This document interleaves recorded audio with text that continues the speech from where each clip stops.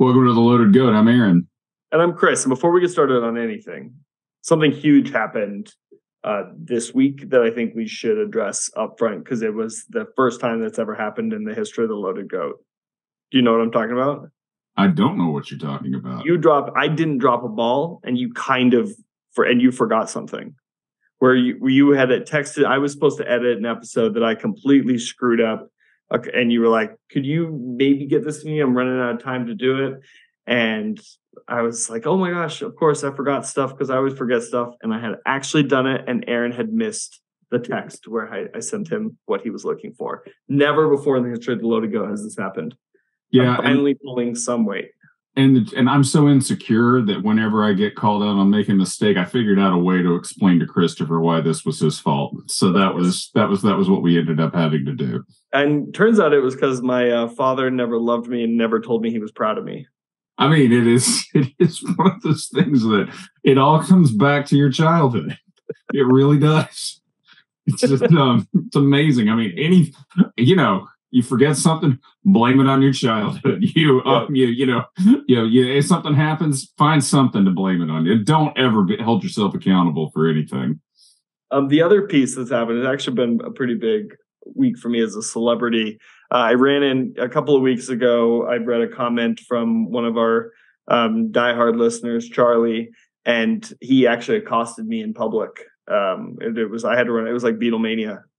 So things are starting to heat up over here. So, wow. Okay, Beatlemania. Wow, that's your heroes, Charlie. Yeah, I tell you what, anybody who sits down with us is going to be woefully disappointed.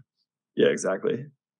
The one thing before we dive in, we wanted to give a shout out to Randy Turner, who flagged something for us when we were recording a previous episode where it was brought up that when Opie and the Birdman, or Opie the Birdman, where Opie accidentally kills the bird and he starts crying, Randy actually explained that those were genuine tears, but I'm going to let Randy explain that for himself.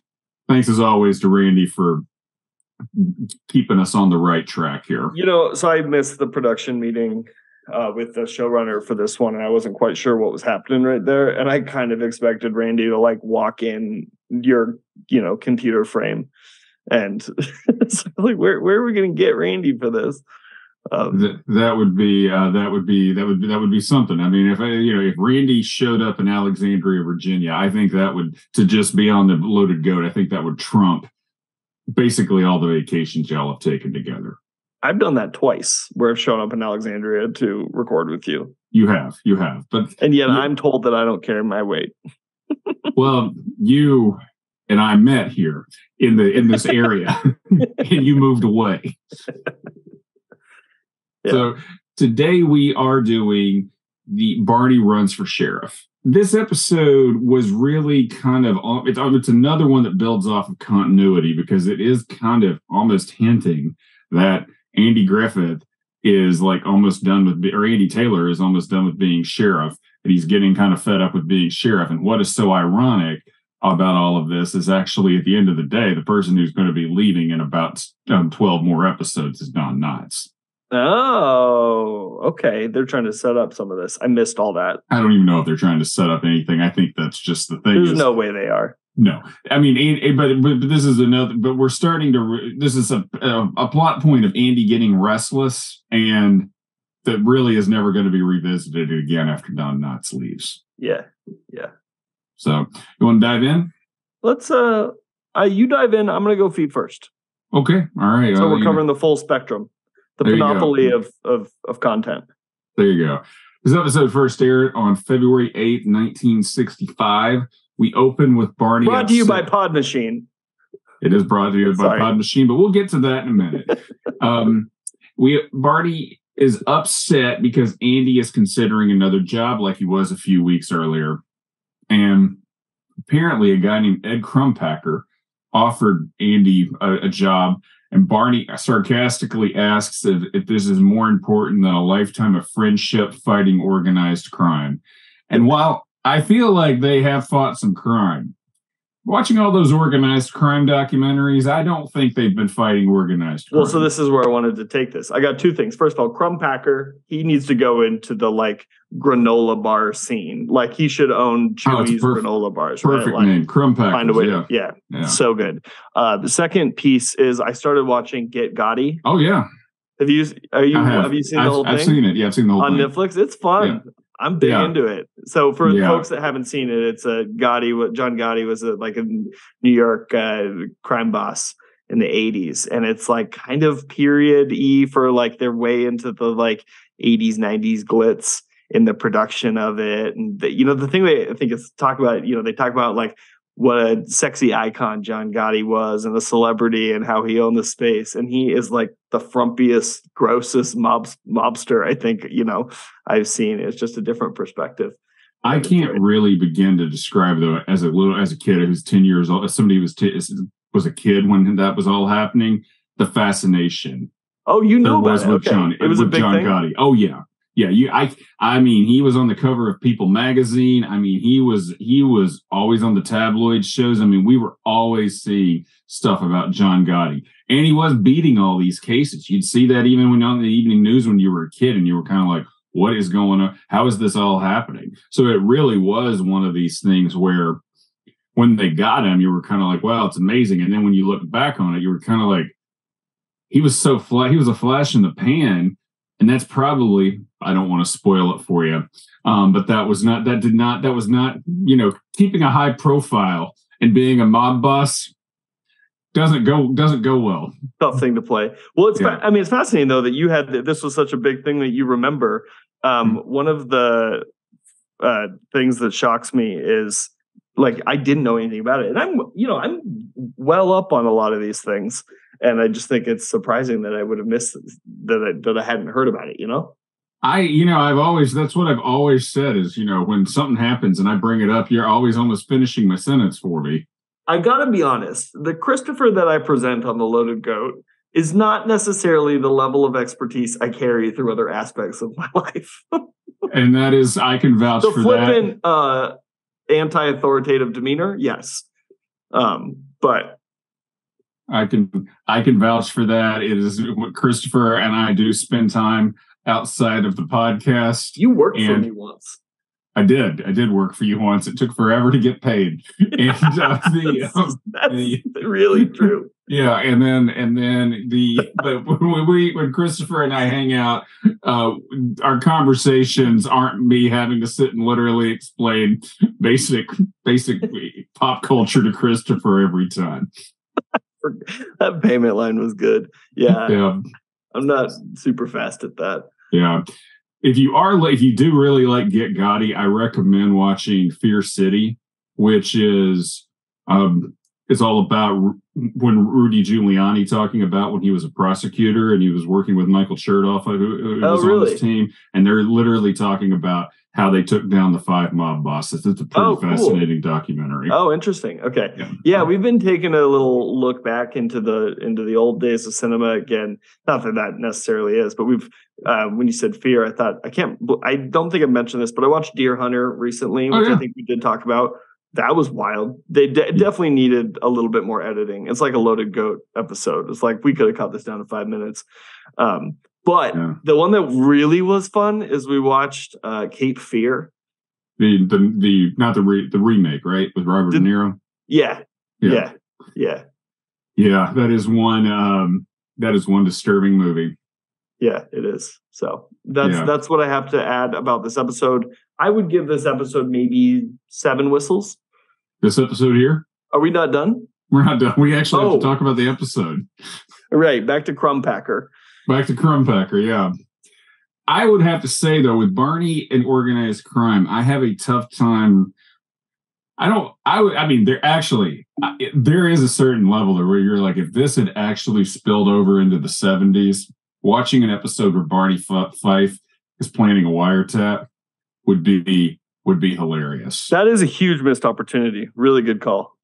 Yeah. Or watching Barney walk into like a mobster club as an undercover, as someone who's undercover, that would be a riot. I mean, there are so many things you could have if if you could suspend your disbelief that Barney Fife would not be buried somewhere in an unmarked grave. Well, there's like a perfect Chappelle Show clip, like something a little bit grittier than like an SNL sketch of like Barney Fife in The Wire and what that would be like.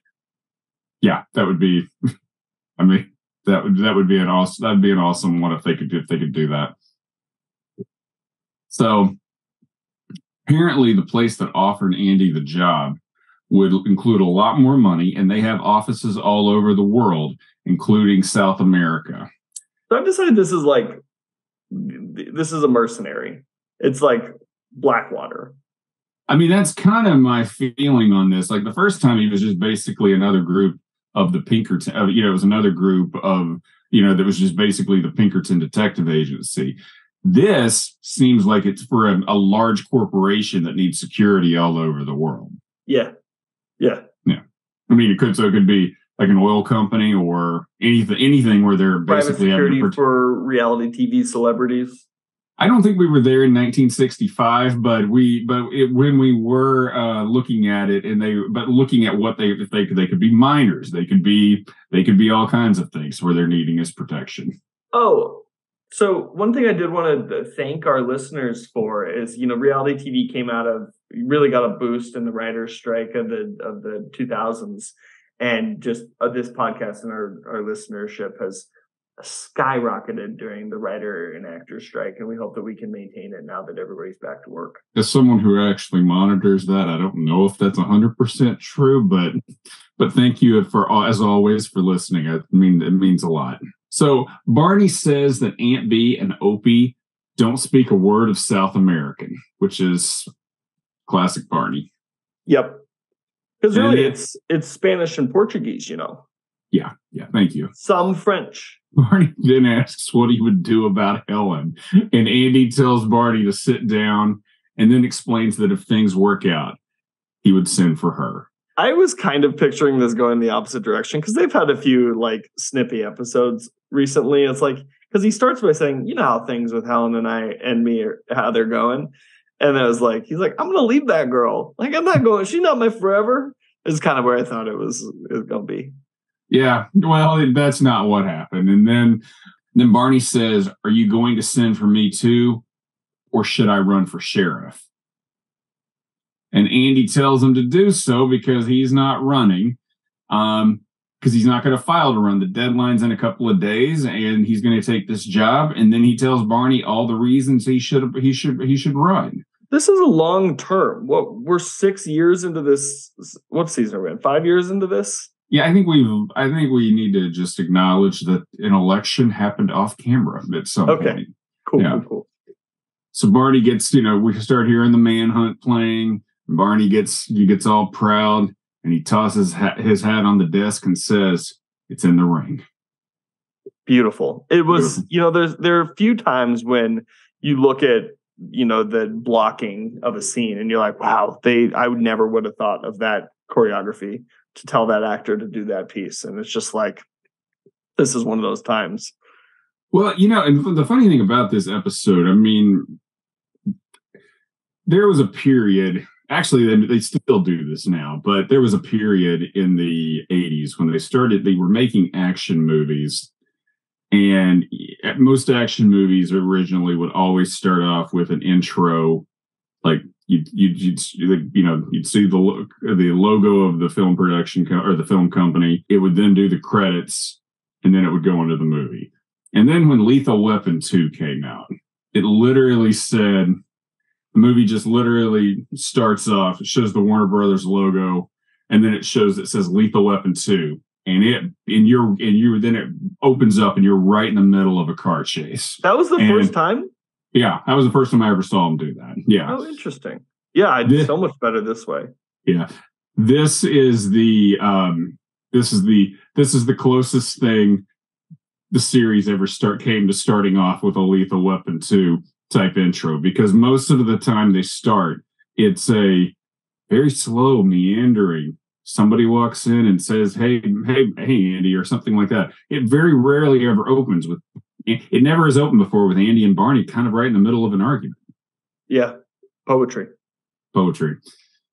So Later that night, Andy, Aunt B, and Opie are on the porch, and she says she's worried about the food in South America, which get a little ahead of ourselves. I got to be honest with you. If I'm hiring, I don't mean to diminish anybody's skills or their knowledge of the world, but if I'm hiring a guy who's basically been a sheriff in Mayberry, North Carolina, I'm going to let him people.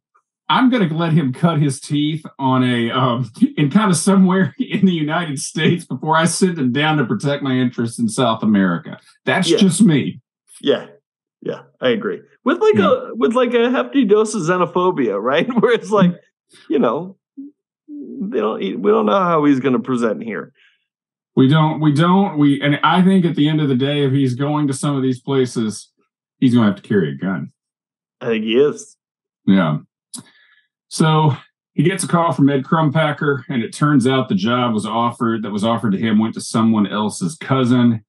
And Andy comes out on the porch. And it wasn't Barney, right? Because Barney theoretically is Andy's cousin. Andy's cousin, but it was not offered to Barney. Okay. And Andy comes out on the porch and says they're going to stay here. And Barney, when he finds out, he's upset and says he doesn't want to run for sheriff. And Andy says Barney has to run. And Barney says they'll think of something. I mean, this is kind of a little ridiculous. It's kind of like, okay, you filed paperwork, and I mean, it's kind of like, we got to make this plot work. But it is something like you figure all they have to say is Barney's name's on the ballot. Just write Andy Taylor in. That's all we have to say. Yeah. And later, Barney has pulled together the whole town together, it seems like, at the Taylor household. And Barney says he'll do all the talking, which does not go over well. And in comes Andy and Barney. And Barney tells them they want him to run, and they'll start a write-in campaign for him. And Barney says it'll be tough, and Floyd and Goober insist that it will be easy. And Andy says he's willing to do it, and that everybody is happy. Do you remember when Lisa Murkowski lost her primary in Alaska in like 2010, and they did a write-in campaign for her? I don't remember this. She did. And she was for the Senate. I think it was in 2010. And I remember I was at a conference, and they went to a session on how it worked. And they said, well, this was really tough because Murkowski is a hard name to spell and all of these things. And they went in and talked about everything that had to go into it. But they want to write-in campaign with her. When I was first living here, Anthony Williams, when he was mayor of D.C., somehow didn't get messed up getting on the ballot. And so they had to do a write-in campaign for him to win. And they pulled that off. I have a feeling Andy Taylor and Mayberry, they could have figured out a way to say this will be easy without really hurting Barney's feelings. Yeah.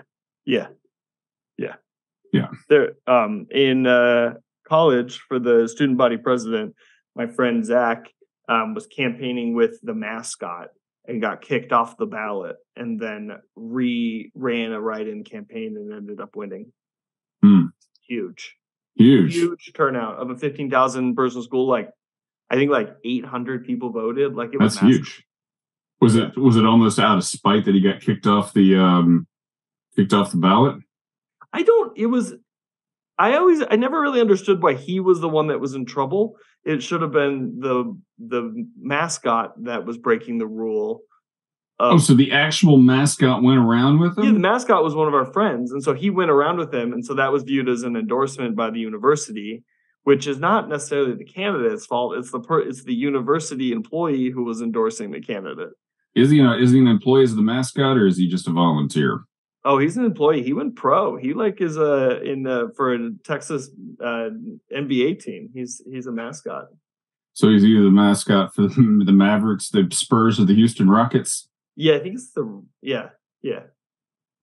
I don't need to disparage. You don't need to disparage. Well, and so he won. Well, I had a friend who it's so funny when you start seeing people do campaigns. I mean, and you have some candidates who would in college who will put their signs on trees, which is a huge no-no. I had one friend, Ryan McGehee, who's kind of a legend amongst our friends. He did his campaign where his one of his campaign signs said, "Upset with traffic on I-40, vote McGee. He can sympathize."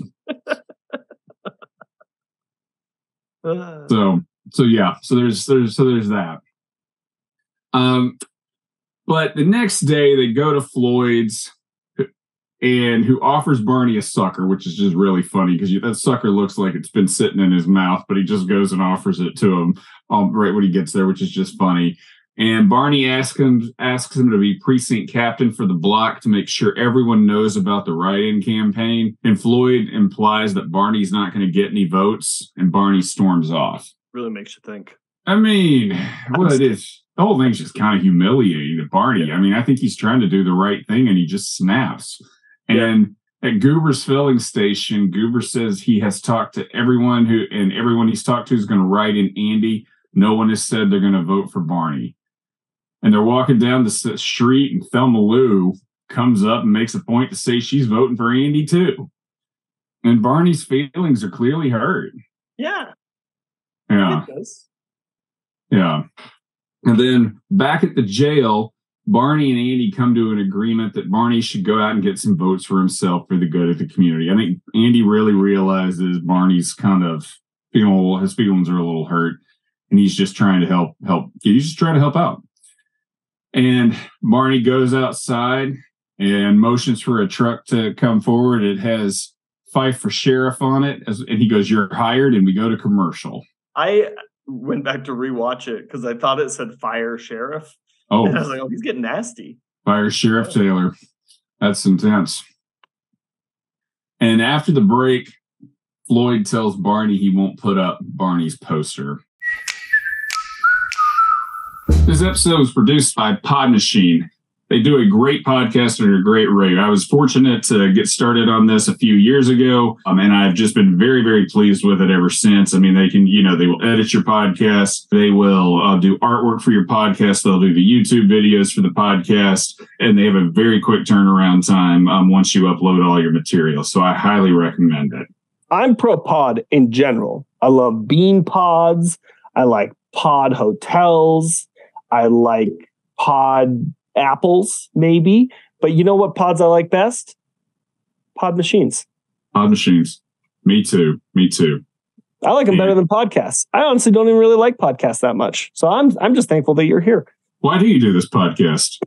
To see your dimples, baby. To see my dimples. Well, and if you really push hard, my Pod Machine might be able to give you some dimples. I don't know. So go to podmachine.com to learn more and enter Loaded Goat at checkout for a 10% discount. And that's spelled just like Loaded Goat. And it is one funny looking poster. It made me think of, did you ever see, you watched Veep, didn't you? Yeah. You know, that first time they do the campaign with Jonah Ryan, where he's running for Congress, and it ends with him chasing that kid on the playground. That was about as tone deaf as this poster here. I agree. Oh, I forgot about that. Jonah's one of the best characters. Oh yeah, ever existed. Yeah, for sure. And it turns out no one will put up his poster. We have a montage of him going all over town, and Barney is getting angrier and angrier and angrier. And we cut to Andy telling Floyd it won't kill him to put up a Barney poster. And Barney comes in and accuses Andy of trying to sabotage his campaign. And Floyd's just not much help here. He's almost like saying, I can't share anything, but he shares that they talked about his signs. So Barney thinks he's making fun of his signs and Andy's trying to hurt him.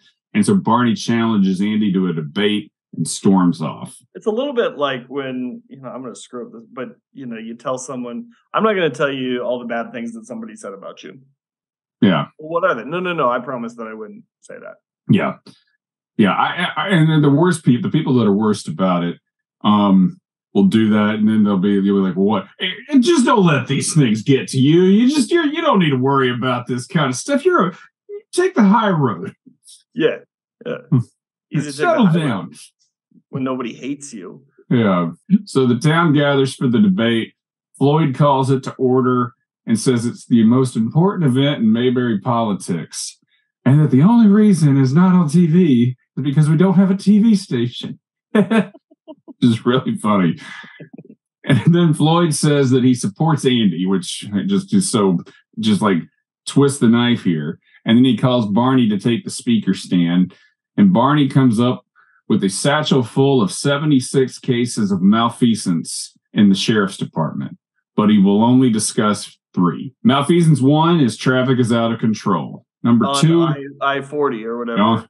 On whatever main street in Mayberry. Number 2 is they don't have enough firepower. And number 3 is Andy doesn't carry a gun. I thought the firepower piece was hilarious. Yeah. You just want like we have no Uzis. no machine guns. Tear gas. I mean, I'm kind of like, what do you don't even have Agent Orange. Like, yeah, how are we supposed to keep people in check? I mean, you got Barney will be coming out. I love the smell of napalm in the morning. I mean, it's just not going to be working out here. Yeah. And then Andy gets up and he looks at Barney and says, 76 cases of malfeasance. And he gives the reasons for the other 3. And then he's despondent. Yeah, he's just kind of like, what is going on here? I mean, Andy's been kind of put through the ringer in this episode. He basically, managed to finagle it where he figured out a way to not only get turned down for a job that was promised to him, but lose the other job in the process.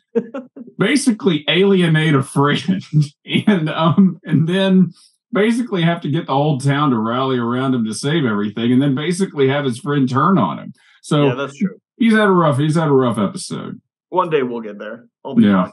Yeah, you and me, where you're going to be bringing on a satchel going, I have so many cases of malfeasance for this podcast. And Andy gives the reasons for why he's let certain things slide that Barney pointed out. And then basically tells everyone to vote their conscience. And then Barney, who realizes he's overdone it, stands up and says he was satisfied with the answers and that he was voting for Andy. And everybody is happy. And then we hear Barney's campaign truck, and Barney gets frustrated and says, I told that guy just up until 9:00 as we go to commercial. And in the epilogue, Barney goes to take his campaign poster down. Andy asks for it, so he can just have it as a souvenir. And then he mentions that Barney had 100 of them, and he wonders what he did with them. And Barney says, well, my room needed papering anyway as we close. So, I mean, if you got a just papering of Barney for sheriff posters. Which is a nice callback, because in the very first scene, Andy's trying to pitch Barney on sheriff, and he's like, it'd be a lot more money. You can move out of that room. And he, finally gets a little interior design out of this whole charade. Yeah, this is a lot of hurt feelings and a lot of taking a village because Andy just basically didn't file to run for sheriff. Yeah. So yeah. So how many whistles would you give? Well, I've already done it. I'm going to stick to my 7. Okay. I would give Cape Fear 8, but I would give this 7. Have you seen the original Cape Fear? No, I can't. The Cape Fear I watched is so old, I can't believe that there's one before it. Oh, there's one in the 60s. I mean, and it's with Gregory Peck and Robert Mitchum. And because Gregory Peck is in the remake. He is in the remake. He's Sam. He's the father in the original, and he didn't. And then the original, he's not a philanderer, and he just witnessed Robert Mitchum committing a crime. He did not basically botch his case so he could go to jail like he does in the remake. So he's just Robert Mitchum comes out and harasses him for because he was a witness against him, not because he basically did something that would warrant being disbarred. Interesting. Yeah. How many whistles would you? I think I'd go with 7. Okay, we're 7 up. Yeah. Any final thoughts? No, it's been really quite a pleasure to talk to you. I would love to run against you in an election. I would get nasty fast, and I hope that it never comes to that, though. Well, there's only a couple of ways this could happen. One is for you to get some ambition, and number 2 is for both of us to be in the same place running for the same office. Or you're forgetting the actual way that it's most likely to play out, where you, for the party that you represent, and me, the party that I represent, end up meeting on the presidential stage. Well, based on everything, based on where we're going, I look forward to taking you on when I'm 79 years old. Me too. All right. Any final thoughts? No, it's been a pleasure. Yes. Well, thank you for listening. Check us out on Apple Podcasts, Spotify, YouTube. Like and subscribe. Yes. And if you get to think about it, subscribe. Next week, we'll do If I Had $250,000. Until then, Christopher. By the Bare Naked Ladies? That's if I had $1 million. Got it. Until then, Christopher, the only reason this podcast is not on TV is because we don't have a TV station. Oh. Not Sinclair Broadcasting?